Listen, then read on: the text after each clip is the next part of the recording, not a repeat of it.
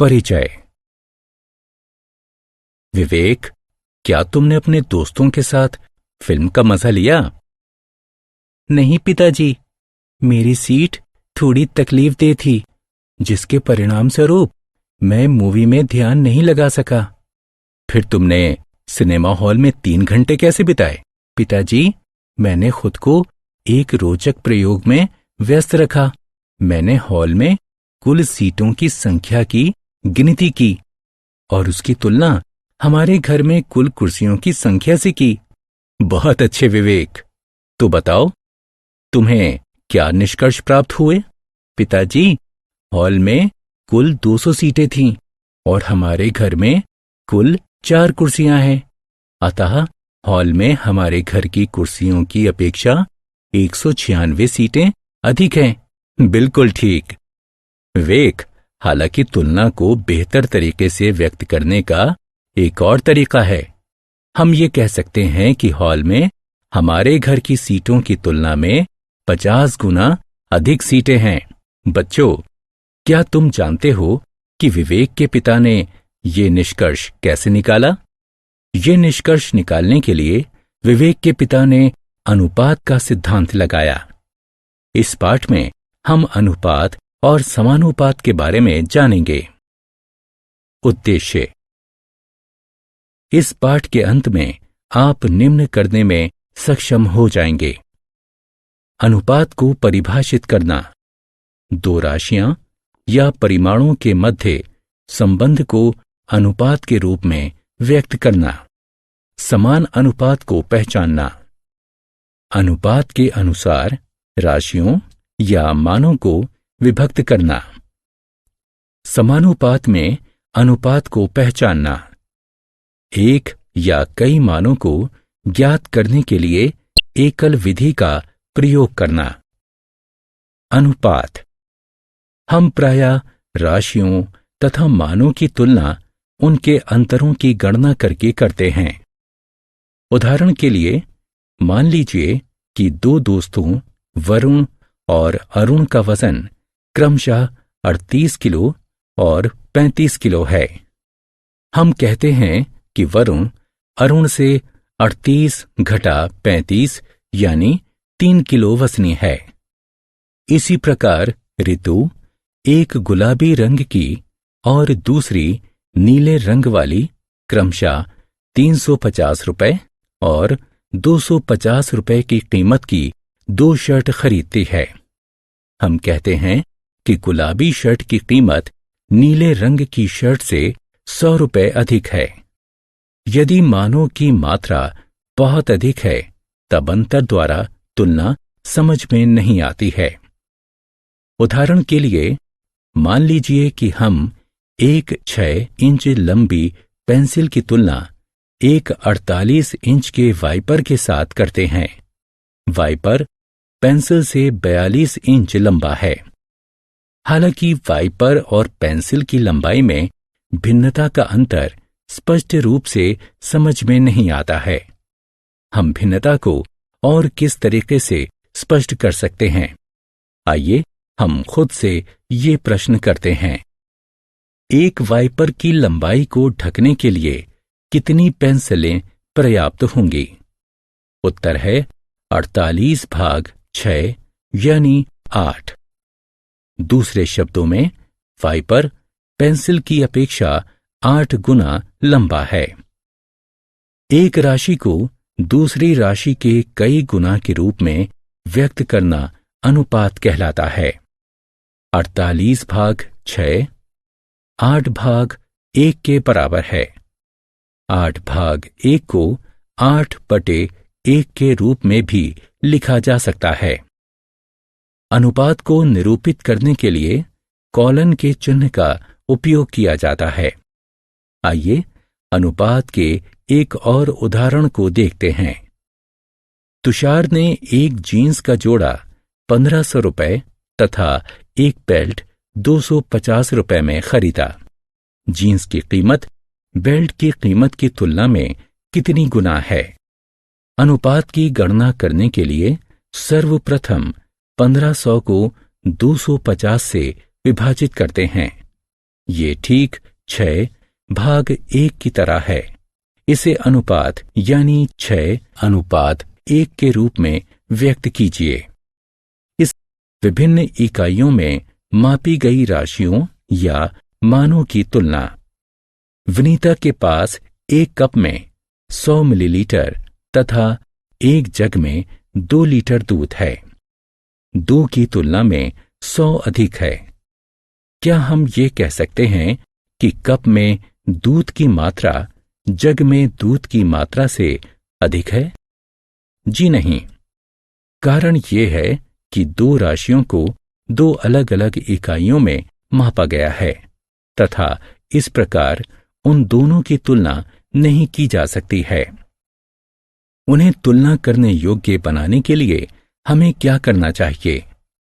हमें उनकी राशियों को एक समान इकाइयों में व्यक्त करना होगा। 2 लीटर को 2000 मिलीलीटर के रूप में परिवर्तित कीजिए। अब इस प्रकार राशियां तुलना करने योग्य हैं। आइए अनुपात पता करते हैं। 2000/100 20/1 या 20:1 के बराबर है। इसलिए जग में दूध कप में दूध की अपेक्षा 20 गुना अधिक है। हरी ने एक बबल गम को 50 पैसे में खरीदा। उसके दोस्त शिव ने एक बिस्कुट का पैकेट 20 रुपए में खरीदा। किसने सबसे अधिक पैसे खर्च तथा कितने गुना किए? तुलना करने से पूर्व हम 20 रुपए को 2000 पैसे में परिवर्तित करते हैं। अब हम अनुपात निकालते हैं। 2000/50 40/1 के बराबर है, जो कि 40:1 के समान है। अतः हम कह सकते हैं कि शिव ने हरी की तुलना में 40 गुना अधिक पैसे खर्च किए। समतुल्य अनुपात। रितेश अनुपात की गणना करना सीख रहा है तथा इसका आनंद ले रहा है। लेकिन एक बात है जो उसे समझ नहीं आ रही है। आइए देखते हैं कि वो क्या है। सर्वप्रथम उसने अपनी कक्षा के लड़कों तथा लड़कियों के अनुपात की गणना 3:1 के रूप में की। उसने तत्पश्चात अपने बैग में कॉपियों तथा पुस्तकों के अनुपात की गणना की और 3:1 निकाला। रितेश आश्चर्यचकित है। क्या 2 अनुपात समान हो सकते हैं? हाँ, वे समान हो सकते हैं। सबसे पहले वाला अनुपात हमें यह बताता है कि रितेश की कक्षा में लड़कों की संख्या लड़कियों की संख्या की तिगुनी है। दूसरा वाला अनुपात हमें यह बताता है कि रितेश के बैग में कॉपियों की संख्या पुस्तकों की संख्या की 3 गुनी है। अपने निम्न पदों में व्यक्त 2 बराबर अनुपात समान अनुपात कहलाते हैं। आइए सत्यापित करते हैं कि निम्नलिखित अनुपात समान है अथवा नहीं। राम एक माह में 15,000 रुपए अर्जित करता है एवं 10,000 रुपए व्यय करता है। आय और व्यय को एक अनुपात के रूप में व्यक्त कीजिए। यदि निम्न पद में व्यक्त किया जाए तब 15,000/10,000 15/10 होता है, जो 3/2 या 3:2 के बराबर है। इसका अर्थ है कि अर्जित किए गए प्रत्येक 3 रुपए में से राम 2 रुपए खर्च करता है। रहीम एक माह में 21,000 रुपए अर्जित करता है तथा 14,000 रुपए व्यय करता है। आय और व्यय को एक अनुपात के रूप में व्यक्त कीजिए। यदि निम्न पद में व्यक्त किया जाए तब 21,000/14,000 21/14 होता है, जो कि 3/2 या 3:2 के बराबर है। इसका अर्थ है कि अर्जित किए गए प्रत्येक 3 रुपए में से रहीम भी 2 रुपए खर्च करता है। राम और रहीम की आय और व्यय का अनुपात समान है। अनुपात अनुसार राशियों या मानों का विभाजन। आइए अब हम राशियों और मानों का विभाक्त करने के लिए अनुपातों का उपयोग करते हैं। दो सहेलियां सिया, जिसकी ऊंचाई 36 इंच है, एवं पिया, जिसकी ऊंचाई 48 इंच है, एक आम के पेड़ से 7 पके आमों को तोड़ती हैं। वे अपनी ऊंचाई के अनुपात में आमों को साझा करने का निर्णय लेती हैं। हर सहेली को कितने आम खाने को मिलेंगे? आइए सर्वप्रथम हम उनकी ऊंचाई का अनुपात निकालें। उनकी ऊंचाई का अनुपात है 3:4।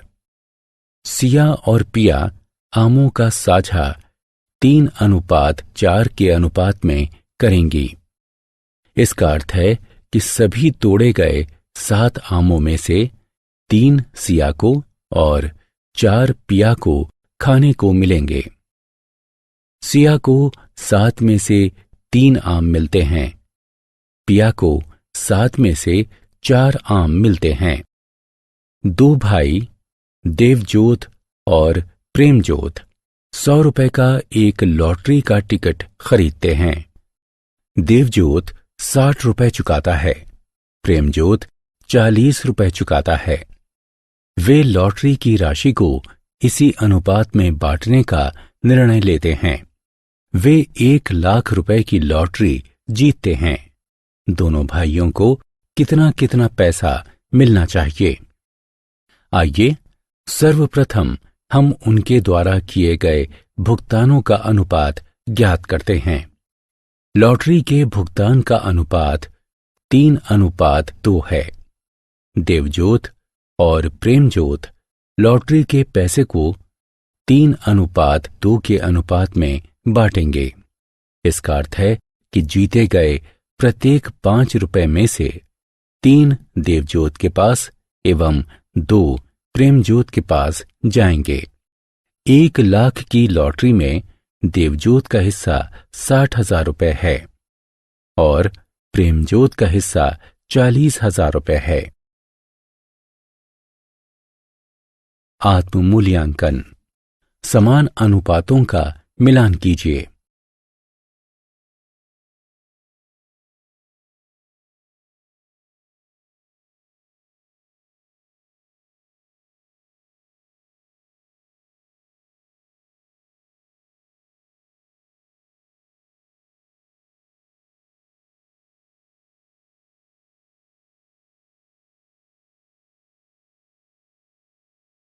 समानुपात।